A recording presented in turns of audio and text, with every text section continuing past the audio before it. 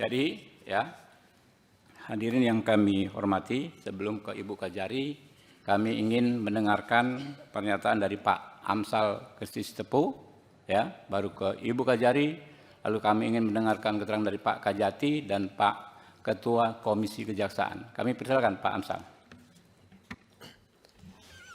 Terima kasih pimpinan, dan sebelumnya saya mau berterima kasih terlebih dahulu kepada Ketua Komisi 3 DPR RI Bapak Habibur Rahman, pimpinan dan semua anggota Komisi 3, Pak. Terima kasih banyak, Pak. Hari ini saya sudah bebas, Pak. Terima kasih banyak. Dan terkhusus juga buat Bapak Hinca Panjaitan yang mewakili Komisi 3 sebagai penjamin saya juga dan yang mengawal kasus ini juga. Dan dapat saya jelaskan, Pak, ini terkait perkara yang saya sudah lewati ini. Saya sudah ditahan selama 131 hari di Rutan Kelas 1 Medan. Dan awalnya itu saya diperiksa pertama kali itu di bulan Maret tahun 2025. Dan di sana itu pada saat Maret 2025 itu semuanya berjalan sangat baik menurut saya. Tidak ada hal yang mencemaskan. Bahkan di momen itu Kasipyesus pada saat itu setelah penyidikan itu berbicara, di ruangan itu ada Pak Juniadi Purba yang sebagai penyidik pada saat itu dan juga Pak Wira Arizona. Jadi di dalam ruangan itu ada kami berempat. Di situ saya sempat ditawarkan untuk menjadi saksi ahli karena dia bilang Amsal ini yang paling memahami cara pembuatan video profil ini gitu. Dan kemudian sempat juga ada penawaran untuk pembuatan video profil Kejaksaan Negeri Karo gitu. Tapi memang tidak saya iakan karena ada beberapa alasan seperti yang sudah saya sampaikan. Dan saya hanya mengiyakan untuk mereview jalannya penyidikan yang saya upload di akun TikTok saya, Pak. Dan kemudian berselang 8 bulan saya kembali diperiksa. Itu pemeriksaan saya kedua tanggal 19 November 2025. Dan setelah pemeriksaan itu saya langsung ditetapkan menjadi tersangka. Karena menurut penyidik, Inspektorat Kabupaten Karo menyatakan ada kerugian negara dari pekerjaan yang saya lakukan. Padahal faktanya saya sama sekali tidak pernah diperiksa oleh badan pemeriksa keuangan manapun. Saya tidak pernah dipanggil oleh inspektorat dan makanya saya saat itu bingung. Dan jujur aja di banyak media pada saat itu beredar, saya tidak memakai masker dan selalu tersenyum dalam penahanan itu, Pak. Karena di hadapan penyidik saya bilang saya nggak usah pakai masker, Bang. Waktu penyidik Bang Juniadi Purba menawarkan saya masker, saya bilang nggak perlu, Bang, karena nggak ada yang perlu ditutupi. Saya nggak malu karena saya bukan koruptor, saya tidak mencuri sedikit pun uang dari negara ini. Dan kemudian saya langsung dibawa ke Rutan Kelas 1 Medan. Ya, saya nyampe itu sekitar jam 7 malam. Dan terkait intimidasi lewat brownies coklat itu terjadi di tanggal 1 Desember 2025. Kenapa saya sangat ingat, saya tulis semua kejadian-kejadian itu di buku ini, Pak. Judul bukunya ini Cerita Orang Kalah. Cerita Orang Kalah ini saya pastikan saya buat karena tidak semua orang yang ada di penjara itu adalah orang-orang yang bersalah. Dan di situ di tanggal 1 Desember 2025 itu yang mendatangi saya pada saat itu adalah Bapak Wira Arizona, memberikan saya sekotak brownies coklat itu dengan kalimat, "Udahlah, Bang, gak usah ribut-ribut, ikutin aja harusnya. Ngapain, Abang, capek-capek pakai pengacara. Nanti kita bantu di tuntutan. Ada yang terganggu." Kurang lebih seperti itu, pimpinan. Dan tapi saya di situ cuma tersenyum. Saya bilang enggak, saya akan terus melawan. Itu pimpinan, dan itulah kronologi singkat sampai proses adanya brownies coklat itu.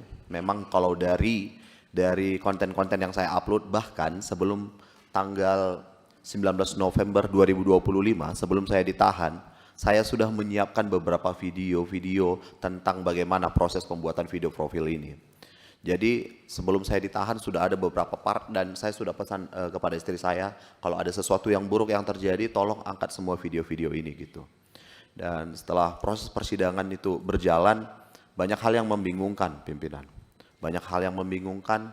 Yang pertama itu adalah ketika saya menerima LHP, laporan hasil perhitungan kerugian negara, itu ada beberapa item yang tidak diakui. Itu yang menurut saya paling menyakitkan buat saya sebagai seorang pejuang ekonomi kreatif. Karena ketika ide tidak diakui, ini bukan saja sebuah kejahatan, tapi ini sebuah penghinaan akan sebuah karya.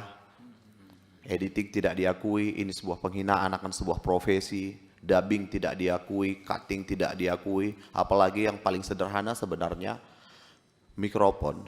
Itu di setiap video yang saya buat itu, kalau pihak auditor benar-benar mengecek semua video yang saya kerjakan itu, kelihatan kok semuanya pakai ada clip on-nya gitu, tapi tidak diakui juga. Dan hal yang lain yang saya pikir dari awal sebenarnya majelis hakim yang memimpin persidangan saya itu memimpin persidangan dengan sangat baik, Yang Mulia. Karena ada beberapa pertanyaan yang menurut saya ini sangat jelas membingungkan.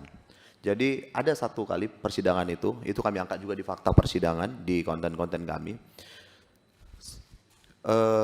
Majelis hakim bertanya kepada kepala desa,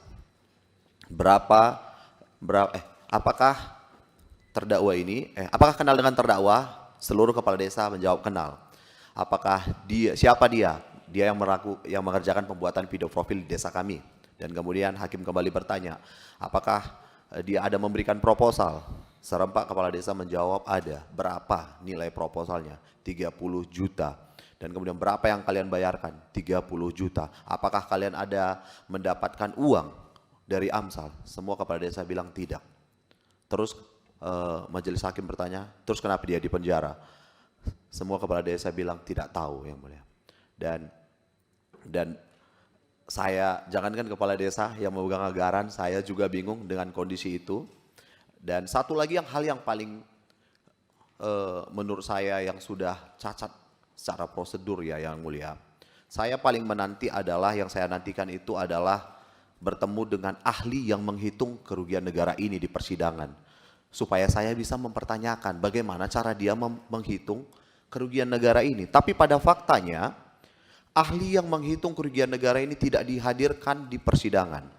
Jadi ahli auditor yang hadir itu mengakui bahwa dia meminta bantuan dari Dinas Kominfo, ahli IT dari Dinas Kominfo Kabupaten Karo untuk membantu dia melakukan perhitungan. Yang pertama yang mau saya jelaskan adalah ahli IT itu sangat berbeda dengan ahli video. Mungkin teman-teman semua tahu, ahli IT itu sangat berbeda dengan ahli video. Itulah kenapa saya tunggu momentum itu, tapi masalahnya ahli IT itu tidak pernah dihadirkan di persidangan.